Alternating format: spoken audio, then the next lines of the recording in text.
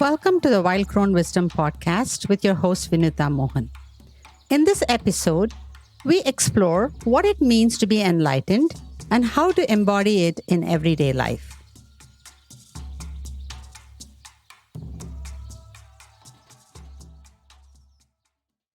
Recently, my 24-year-old son requested that I talk about enlightenment and what it means for lay people. I was shocked. Firstly, because he was interested in such a topic at his age, but more importantly, that he thought I was evolved enough to talk about such a complex subject. This is what happens when your poor toddler, strapped in his car seat in the back, travels around listening to Eckhart Tolle and Wayne Dyer instead of Barney and nursery rhymes. He grows up to be 24 and ponders about existential topics. When my kids were about 10 and 12 years old, one summer they decided that they had to do something about normalizing their weird mom.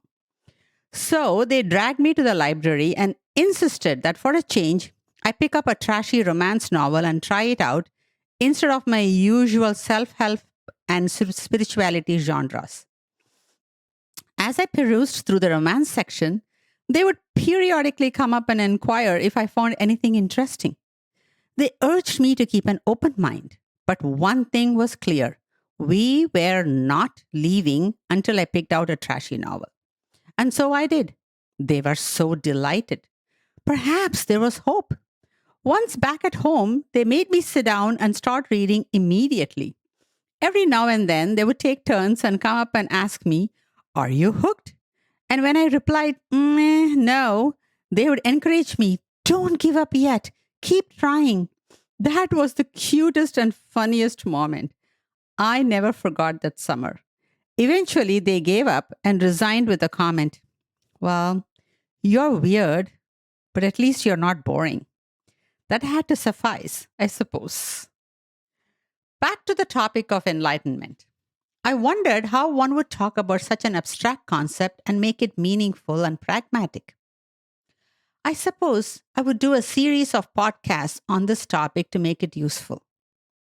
The Indian philosopher JKrishnamurti, who passed away in 1986 and had a huge following both in the East and West, once remarked towards the end of his life, "Do you know what my secret is?" All at once, all of his students perked up. They had been following his teachings for years and still could not quite grasp its essence. So at last, they perhaps thought, we get the real truth. JK, as he was known, said, "I don't mind what happens." Well, I presume that must have fallen quite flat. That's it. That's the great secret teaching of the great philosopher of the 20th century. And yet, in its simplicity, it is extraordinarily profound. JK called it choiceless awareness.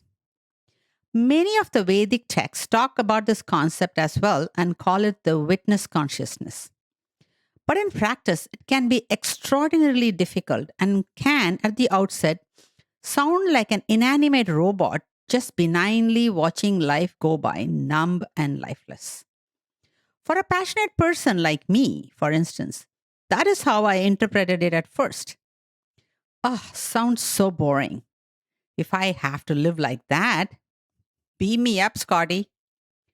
However, as you actually begin to practice this, you realize that by becoming one with each moment as it unfolds, dropping your resistance to what is, you actually feel most alive and full of life energy. We have experienced this when we are in an absolute flow experience.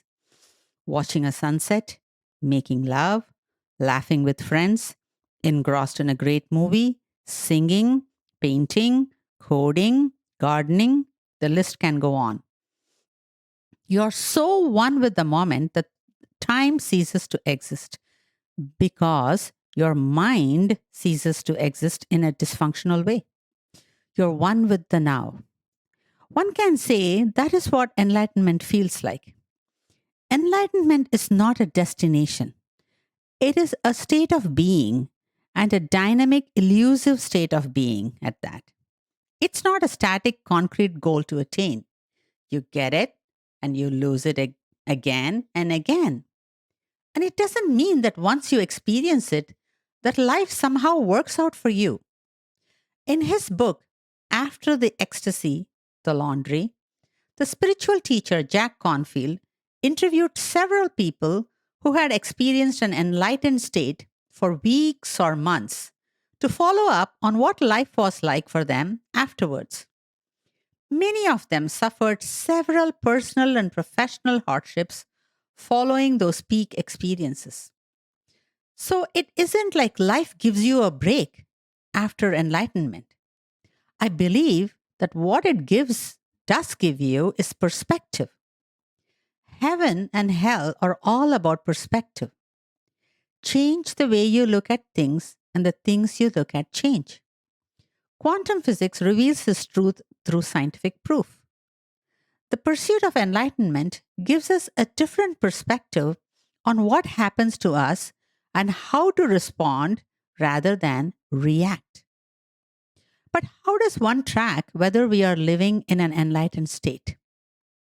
What did JKrishnamurti mean by, I don't mind what happens? My answer to this has come from studying with the spiritual teacher Eckhart Tolle. He outlines three aspects of freedom and enlightened living, namely non-resistance, non-judgment, and non-attachment. In the next few podcasts, I will explore each of these three aspects in greater detail. Until then, stay curious and open. Thanks for listening to this episode of the Wild Crone Wisdom with your host, Vinutha Mohan. I'm a licensed marriage and family therapist from the Bay Area, California, specializing in trauma and attachment repair. I'm also a certified EMDR specialist and a certified shamanic practitioner. In this podcast series, we delve into the journey of our spiritual essence having a human experience.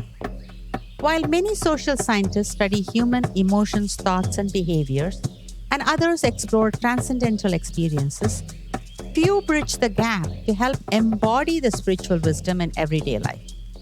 I call this the psycho-spiritual path. Through this podcast, I hope to share bite-sized practical insights for navigating life as an empowered sovereign being. If you found this episode valuable, we'd greatly appreciate your support. Please consider rating, reviewing, commenting, and subscribing on your podcast platform to help us reach a wider audience. You can explore more of my writings on Medium by following the link in the show notes. We'd also love to hear about your experience, so feel free to share your thoughts with us at Wild Crone Wisdom Podcast @gmail.com. Thank you for being part of our journey. Please be advised, the information provided in the Wild Crone Wisdom podcast is intended for general information purposes only. Vinutha Mohan is a licensed therapist and healer. However, the content shared in this podcast does not replace or constitute professional advice, therapy, or counseling. It is essential to consult with a qualified mental health professional for personalized guidance regarding your unique circumstances. Thank you.